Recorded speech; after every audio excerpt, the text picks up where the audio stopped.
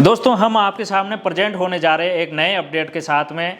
Iran ने कल ही announce किया है कि अब स्ट्रेट ऑफ हॉर्मुज से निकलने वाले जहाज़ों से टोल वसूला जाएगा। कहां तक जायज़ हैं ये देखना होगा। मसलन इस मुद्दे को लेकर ट्रंप के खिलाफ यूएस कांग्रेस के एक सीनेटर ने ब्लेम लगाया है।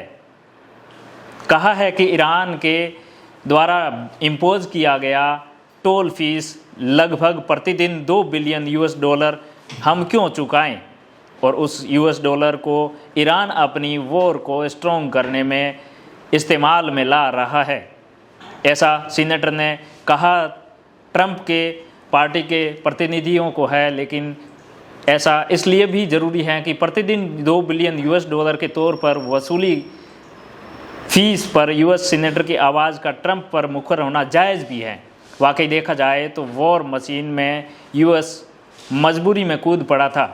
सीनेटर का कहना है कि ऐसी कुछ भी प्रॉब्लम नहीं थी पहले, लेकिन आपने जो अमेरिका को दलदल में घसीटने का प्रयास किया है युद्ध के दौरान, युद्ध से पहले जिस हॉर्मुज स्ट्रेट से निकलने के लिए कुछ भी देना नहीं पड़ रहा था फीस के तौर पर, वहीं अब प्रतिदिन के हिसाब से लगभग $2 बिलियन टोल के तौर पर चुकाना पड़ रहा है यूएस को। यूएस की जनता हमेशा से ही आइडिया ऑफ वॉर को डिसअप्रूव करते आए हैं। उनका मानना यह है कि वॉर से हमें कोसों दूर रहना चाहिए। जीवन में सामान्य जनमानस को वॉर से किसी भी प्रकार का कोई ताल्लुक नहीं है। लोग नहीं चाहते कि इस दलदल में फंस कर रहें। अमेरिकन्स चाहते हैं कि अमेरिका ग्रेट बने, लेकिन वॉर के माध्यम से नहीं। वो अपनी स्ट्रॉन्गनेस अलग ही प्रकार से जाहिर करना चाहते हैं।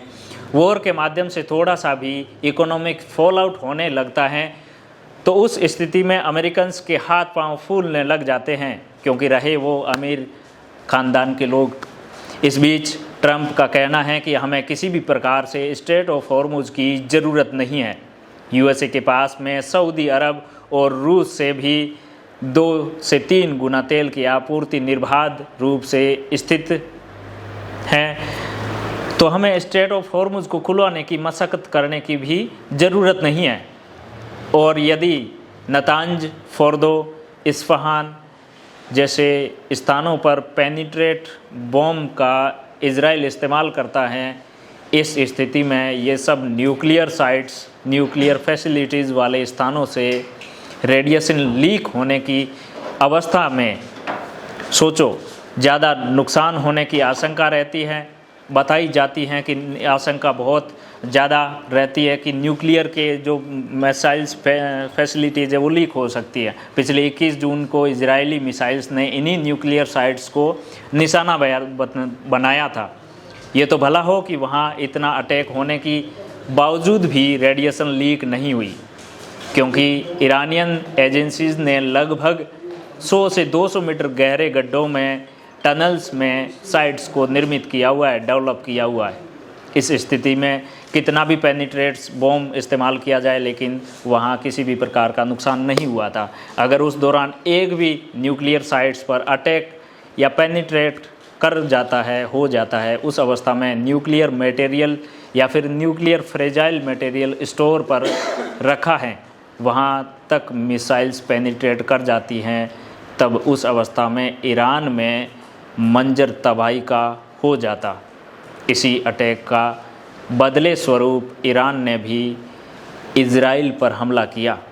हमला उस जगह किया जहाँ पर इजराइल का न्यूक्लियर फ्रेजाइल मटेरियल डेवलप किया जा रहा था। उसी साइट को निशाना बनाना जायज़ समझा ईरान ने।